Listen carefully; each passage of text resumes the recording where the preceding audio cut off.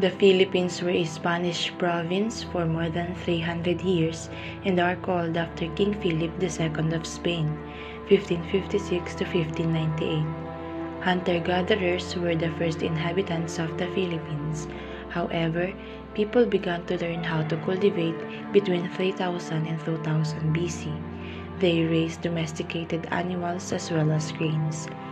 Ferdinand Magellan later traveled across the Pacific in 1521. He arrived there and annexed the Philippines to Spain.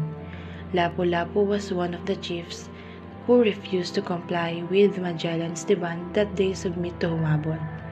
To destroy him, Magellan led a force. The Spanish men, however, dispersed and Magellan perished.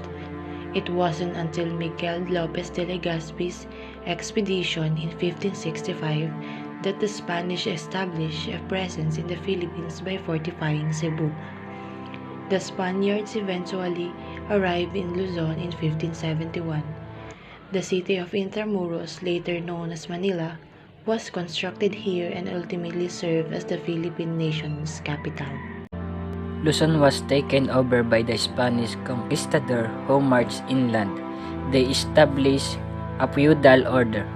Filipino labor was used on enormous estate owned by the Spaniard.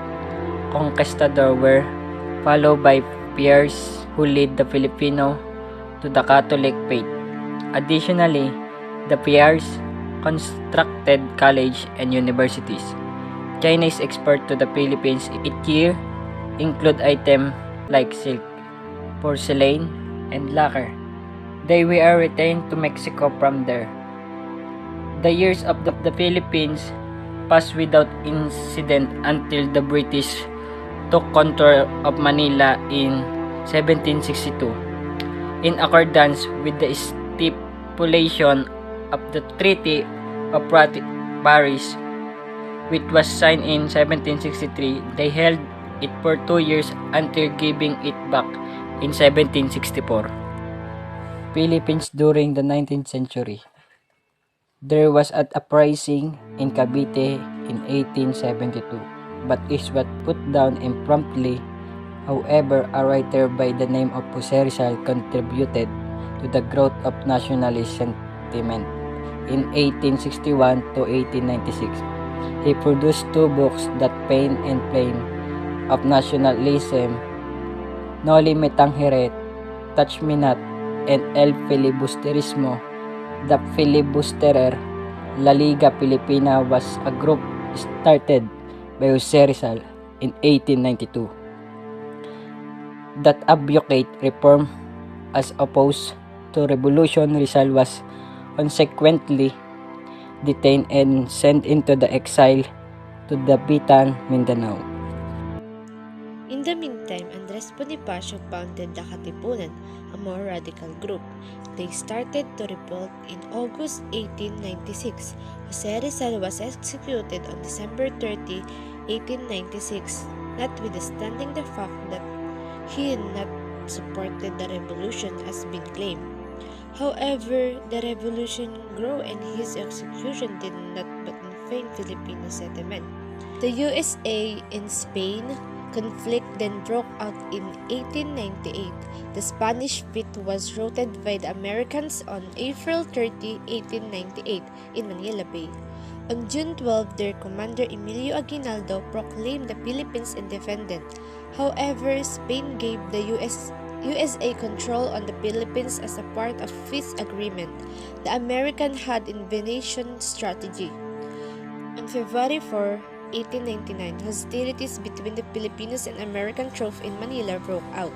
After Aguinaldo's capture in 1902, the Filipino-American War continued. The 20th century in the Philippines.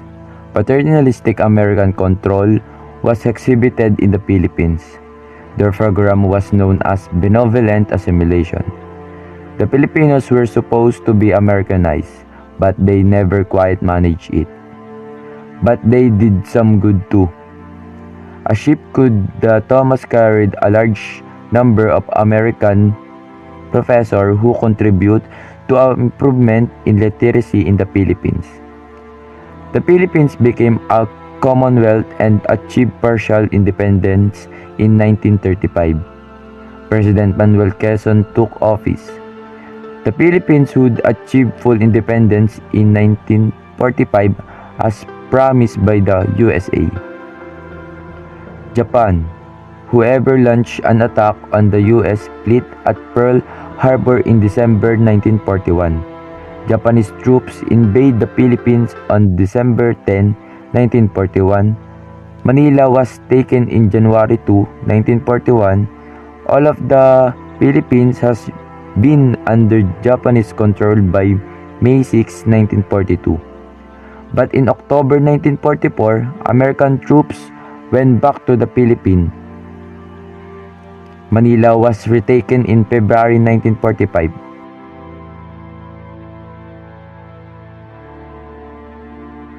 Marcos proclaimed martial law on September 21, 1972. Curfew was imposed. Congress was halted, and opposition figures were detained. The regime of Ferdinand Marcos was credibly corrupt, and Marcos and his allies amassed wealth. Later, in 1980, opposition leader Benigno Aquino fled to the United States into exile.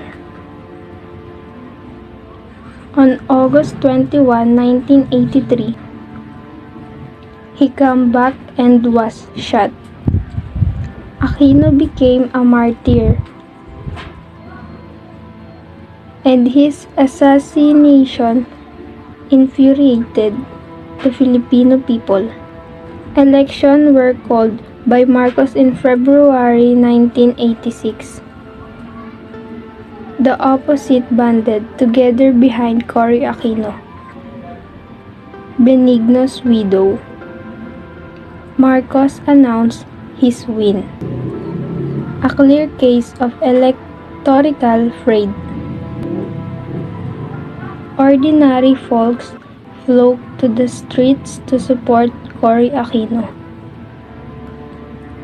who also declared victory. Marcos supporters abandoned him, and he submitted to the inevitable and fled into exile. Fidel Ramos was elected president in 1992. He made improvement to the Philippine infrastructure, particularly the availability of power. After industry was privatized, the economy grew more quickly. However, the Philippine economy experienced a crisis at the end of 1990s. Joseph Estrada, also known as ERAP, was elected president in 1998. Estrada was impeached in November 2000. After being charged with corruption, Estrada wasn't found guilty. Despite this, opponent of him protested, and the military withdrew its backing. Gloria Macapagal Arroyo, the vice president, took over after Estrada was forced to resign. In 2004, she was re-elected. Philippines in the 21st century. Today, the Philippines is still poor, but things are changing. Since 2010, the Philippine economy has grown at about 6% a year. Today, this is reason to be optimistic about the future. Meanwhile, in 2016, in the Philippines launched its first satellites. It was called Diwata 1. There were 106 million people living in the Philippines in 2020.